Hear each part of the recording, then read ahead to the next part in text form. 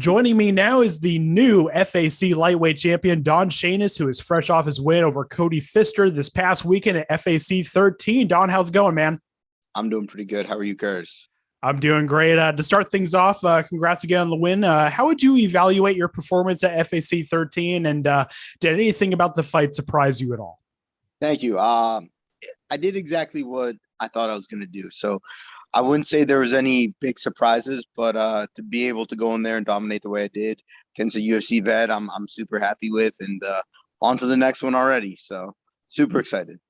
Absolutely. And how'd you celebrate the win afterwards? I went home and I rewatched the fight. It was on UFC Fight Pass, so I'm not. I told myself I'm not going to drink till I'm in the UFC, and then once I get in the UFC, probably not going to drink anyways. So yeah, I saw my parents after the fight and hung out with a few people at my house, and I just rewatched my fight, and I made a grilled cheese and ate a pretty sweet grilled cheese. So hey, that sounds like a great post-fight celebration. I'll take that any day. People are sleeping on them grilled cheeses. Everyone wants to go out and party, man. I'm gonna go home and make grilled cheese. Oh yeah. Definitely. And as you mentioned there, you posted on your Instagram that your parents were able to make it to the fight. Obviously, this was a short notice fight, and they were actually out of the country when you found out about this opportunity. Just kind of talk about how much did it mean to have them watching the fight and they're in attendance. So it's super cool. My parents, when I first started fighting, were not the most supportive people with what I wanted to do. And to see them evolve and grow and then fly from out of the country. I think they were in like Vienna or somewhere like that, or Austria. I can't remember. But to completely bail on their vacation and then to come out to the middle of nowhere to go see me win the FAC title in my 14th 14th pro fight is pretty awesome. So it just meant the world to me. You know, I don't see my parents all the time, being in Missouri most of the year. And the only time I do go really get to see them is when I go home to fight. So it was pretty cool. You know, it was a pleasant surprise because I knew they were away in Austria. So, you know, it was dope. That's awesome. And are they going back on vacation now? Or they're going to spend some time with you for a few days, or what's their plan? They went back home. They gotcha. They just came for my fight. So I fought on Friday. They flew in Friday morning, and they left on Sunday. So we made a trip to Costco, and they hooked it up with some toilet paper and some cleaning supplies so I can clean my house. And they fed me, so I ate pretty good. So yeah, I love them. They're awesome. That's awesome. And you took this title fight on short notice, as I mentioned earlier. How gratifying was it for you not only to win the title, but also to take it on short notice and to get this opportunity? This is what I'm all about. You know, I want to make and take big opportunities. I want high risk, high reward fights. My goal isn't to be a regional champ. My goal isn't to be a local champ. I'm not trying to be the number one guy in the Midwest. My goal is to fight in the UFC. By the end of the year, I want 2 UFC fights. I wrote that goal down earlier today, and I truly believe I'm going to get there. And I was actually on a podcast earlier, and I was talking about like how I'm a late bloomer. I'm coming into my prime. I'm 31, but there's a lot of these young guns that are getting these opportunities, and I feel like I'm almost getting overlooked. So to stay relevant, to stay active, to be a gangster, to be one of these old school dudes, you know, to still be doing this, I need to stay active. I need to stay busy. I need to keep racking up these wins and finishes. That way, when I come across the UFC's name, it's not going to be like, oh, he's 31. No, he fought 4 times in the last 4 months. You know, I just had my 3rd fight since February at the wrong weight class. I'm going to go back home June 4th. I'm going to fight again. That's less than a month away. So that'll be my 4th fight in 4 months. You know, who else is doing that? Name anyone that's doing that right now. No one. So, you know, back in the day, they used to fight 3-4 times in a night. You know, I'm banging out as many fights as I can. And luckily, I haven't been injured in the past little bit. All the fights have gone my way. I just want to keep that ball rolling, keep the momentum coming, and stay relevant.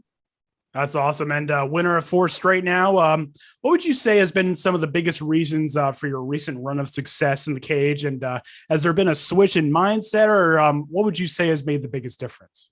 Uh, a switch of environment. I'm gonna credit a lot of my success recently to the gym I'm training at, James Krause, Austin Ford, Jason High, the coaches out there at Glory, all my teammates, my support system back home, and my audience out here.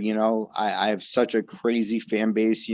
I come out here and I get booed by 5,000 people, and now they're cheering for me. So it's really cool to see the evolution of my personality taking over, back home, from back home, that region, to this region out here. And it's growing. So That's awesome. And yeah, I've talked to a lot of fighters over there at Glory MMA, and it seems like everyone, their eyes just light up when they talk about James Krause and just the impact they've had on them. Just kind of talk about what's your experience been like working with James and over there at the gym. it's unlike any other environment I've ever been a part of. I've trained in gyms. I can't tell you how many gyms I've been kicked out of. My first MMA gym I got kicked out of for cross training because I couldn't afford to pay for jiu-jitsu. So I found a place I could afford, and the guy got pissed off that I was in a Facebook photo and kicked me out of his gym. I'm like, really, dude? So it's like, obviously there's no need to cross train while I'm here. I got 50 guys in the gym all the time, and there's everything that I could be working on with people that are better than me in each individual craft. So I'm super fortunate to be a part of this environment, this culture, and it's just a bunch of group of people that have their hands together, and they're helping everyone get over this wall, and they're pulling people up with them on every step, on every level, from the amateurs in there to the pros, to the guys in the UFC, to the people that aren't actively competing, that are coaching. It's just a really, really interesting dynamic and culture and environment where everyone just, I'll be honest, it's kind of like, hey, shut the fuck up, listen, and work hard, and you can make it a really far in this, and don't quit. That's the other thing, is like, don't fucking be a bitch and quit either, so that goes along with it too. They talk about all the time about how James has a career just on not quitting, and he sees other people crumble. So it's a cultural thing out here. So That's awesome. And you've been really active over the past year. Do you plan to take any time off? I know you mentioned early June timeframe for a return. What can you tell us in terms of what could be next for you? I want 2 UFC fights by the end of the year. I don't know if it's going to be contender UFC. I don't know if it's going to be short notice UFC. It don't fucking matter. I'm taking these short notice opportunities to show everyone that, like, I'm down and I show up to fight, and it's not personal. It's nothing like that, but this is what I love doing, and I want to do it. And I believe I belong amongst the best in the world. And there's no better place in the UFC to do that. Awesome. And what has the experience been like fighting at lightweight? Because as you mentioned earlier, you're more of a natural featherweight. Do you see yourself fighting at featherweight long term and just fighting at lightweight for these short notice opportunities? I'm a true featherweight. I could be a good lightweight, but I'll never be one of the best in the world at lightweight. It's to me, it's a frame thing. I'm a pretty short guy.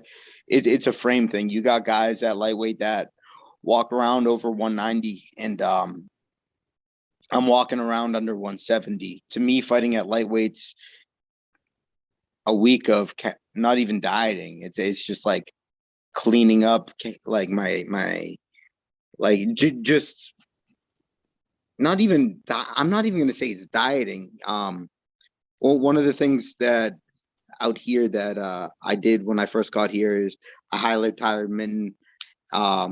And he helps a lot of these UFC guys make weight.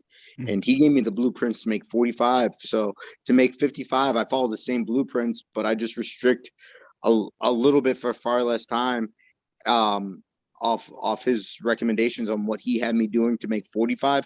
And it's honestly like a 3-day thing. It's one day of second weight. Like I barely even diet for it. But I could be a really, really, really top of the food chain 45er. And I truly believe that amongst the highest of levels. So, you might see me get in at 55 in the UFC, something short notice, just because I can make the weight and make the most of an opportunity. But I believe my home's at 45. Awesome. And who are some fighters around the sport who you love to watch? And just kind of talk about some fighters who you potentially take some inspiration from, that you like to learn from by watching. Just kind of talk about that. Oh, I'm the worst person to ask this because I don't really watch fights. I don't really watch sports, don't really watch TV. So I'm too busy training and focusing and picking up a side hustle to make a few bucks than sitting down and watching the fights.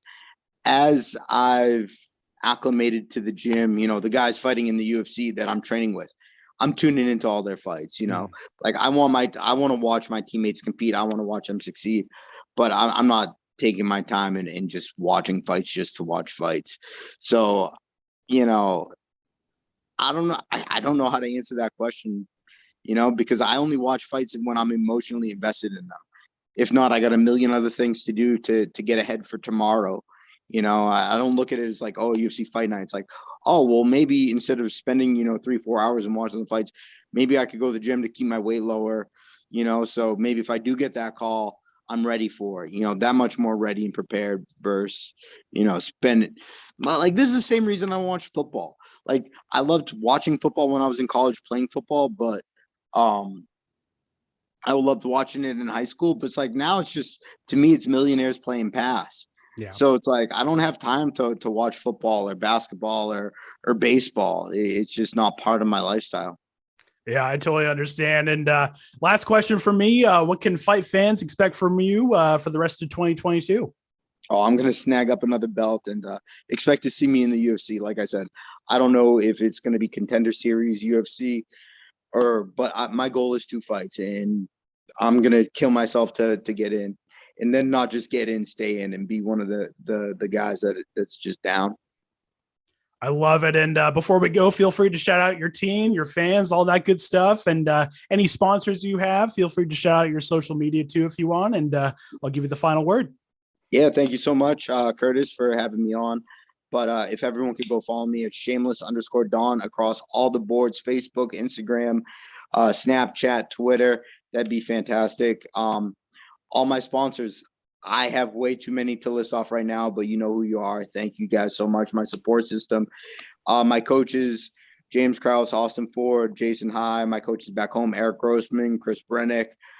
You guys are all unbelievable. I wouldn't be in the position I am, and all my teammates, you guys know who you are. So just a big thank you to everyone. And I'm trying to stay super active and keep the ball rolling.